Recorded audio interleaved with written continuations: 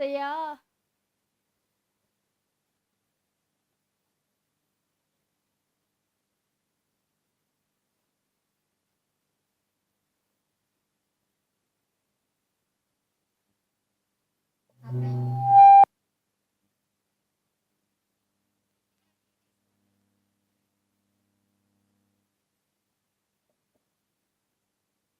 అక్కడ పెట్టు.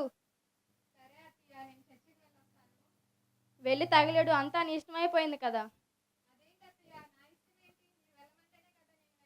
వెళ్ళమని చెప్పాను కదా! వెళ్ళు.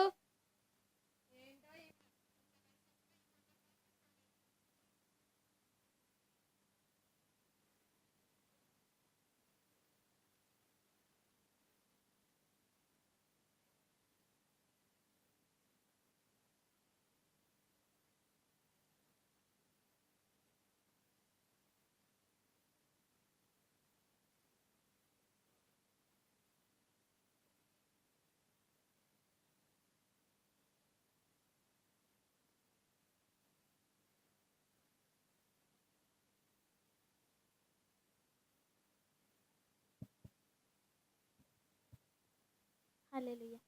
ఎంత మంచి దేవుడవేసయ్యా, చింతలన్నీ తీరేనయ్యా నిన్ను చేరాగా. ఎంత మంచి దేవుడవేసయ్యా, చింతలన్నీ తీరేనయ్యా నిన్ను చేరాగా. ఎంత మంచి దేవుడవేసయ్యా. హల్లెలూయా.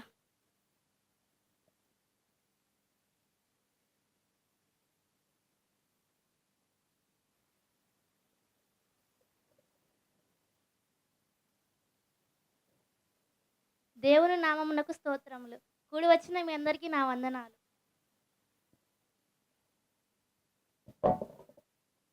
ఈ రోజుటి దేవుని వాక్యాన్ని మనం చూసుకున్నట్లయితే నిర్గమాకాండము 20వ అధ్యాయము 12వ వచనము చూసుకున్నట్లయితే, నీ దేవుడైన యెహోవా నీకు అనుగ్రహించు దేశములో నీవు దీర్ఘాయుష్మంతుడు అగినట్లు నీ తల్లిని తండ్రిని సన్మానింపుము అని రాయబడి ఉన్నది. నేటి కాలంలో చూసుకున్నట్లయితే తల్లిదండ్రులను చూసుకోవడానికి కూడా ఇష్టపడడం లేదు పిల్లలు. అటువంటి వారు అత్తమామలేం బాగా చూసుకుంటారండి. కాబట్టి ప్రియ సహోదరిని సహోదరులారా, మీ అత్తమామలను మీ కన్న తల్లిదండ్రులని ఎలా అయితే చూసుకుంటారో మీ అత్తమామల దగ్గర కూడా సమయాన్ని వెచ్చించి వారిని కూడా అలానే చూసుకోండి. వారితో ఆప్యాయంగా ఉండండి. వారితో ప్రేమగా మెలగండి. మీ అందరికీ నా వందనాలు.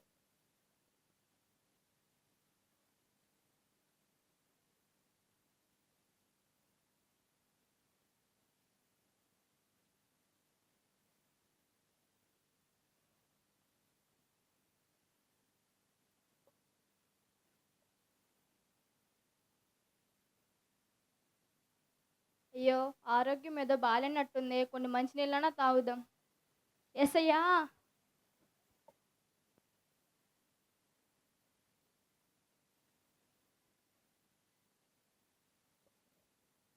అత్తయ్య, ఏమైంది అత్తయ్య? ఎందుకిలా పడిపోయారు? లేవండి అత్తయ్య. అత్తయ్య, హాస్పిటల్‌కెళ్దాం లేవండి.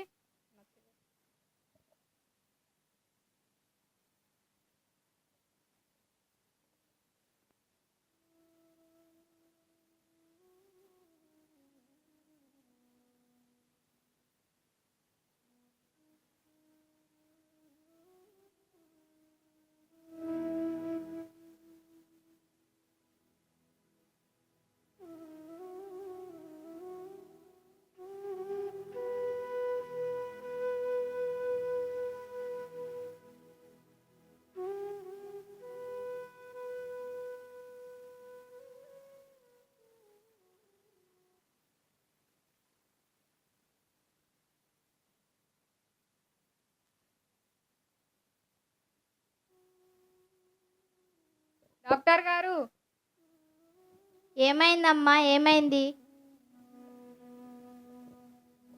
నేను చర్చికి వెళ్ళి వచ్చేసరికి పడిపోయింది డాక్టర్ గారు. నోట్లో నుంచి రక్తం వచ్చేస్తుంది. నాకు చాలా భయంగా ఉంది డాక్టర్ గారు. నర్స్ ఆవిడకి బ్లడ్ క్లీన్ చేయండి అమ్మా. సిస్టర్ మీరు వెళ్ళి ఆమె రిపోర్ట్స్ తీసుకురండి. అలాగే డాక్టర్ గారు.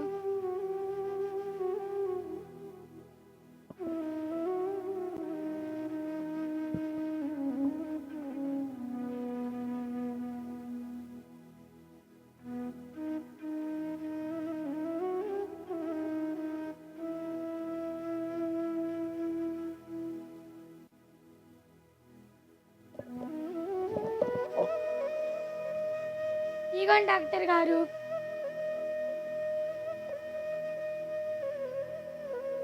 మీకు ఎలా చెప్పాలో అర్థం కావట్లేదమ్మా.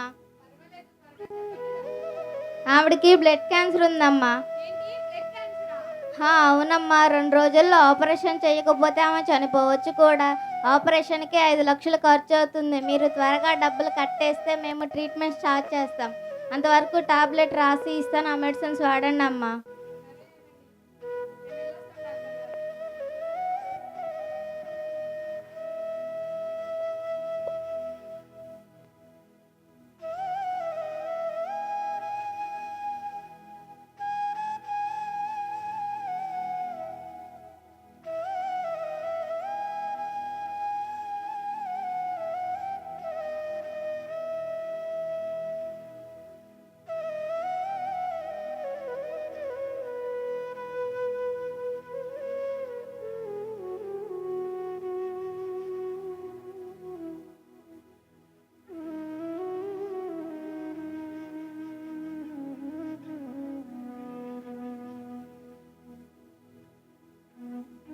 అత్తయ్య రెస్ట్ తీసుకోండి మీరు, నేను ఆయనకి ఫోన్ చేసి చెప్తాను.